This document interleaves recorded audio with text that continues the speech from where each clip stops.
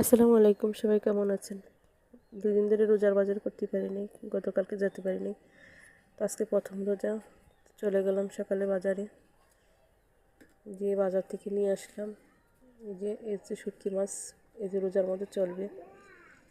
তো এখানে একটু দাম, এ হচ্ছে 30 টাকা শুটকি, এ হচ্ছে আমার মেয়ের জন্য ফুচকা। তো 1 কেজি মুড়ি নিয়ে আসলাম, আর হচ্ছে 1 কেজি বেসন। রোজার বাজার করতে গেলে অনেকটা ঝামেলা হয়। চিড়ে নিয়ে আসলাম, তো চিড়েটা অনেকে খায় অনেকে খায় না। তো চিড়ে নিয়ে আসলাম, মাঝে মধ্যে দই দিয়ে চিড়ে দেওয়া হবে।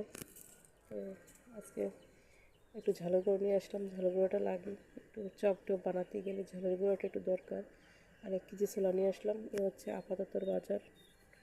তো আল্লাহর রহমতে এটি দিয়ে চলতে লাগবে কয়েকদিন। তারপরে আমি একটু মোটা চালটা খাই না, তাই একটু চিকন চাল নিয়ে আসলাম রমজানের জন্য।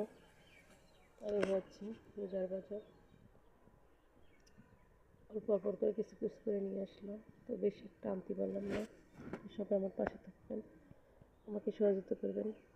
আমার ভিডিওটা ভালো লাগলে আমার পাশে থেকে সহযোগিতা করবেন। মেয়েদের ফুচকাটা ভালো লাগে তাই ফুচকাটি আনলাম। সবাই ভালো থাকেন, আল্লাহ হাফেজ। রমজানের মোবারক হলো।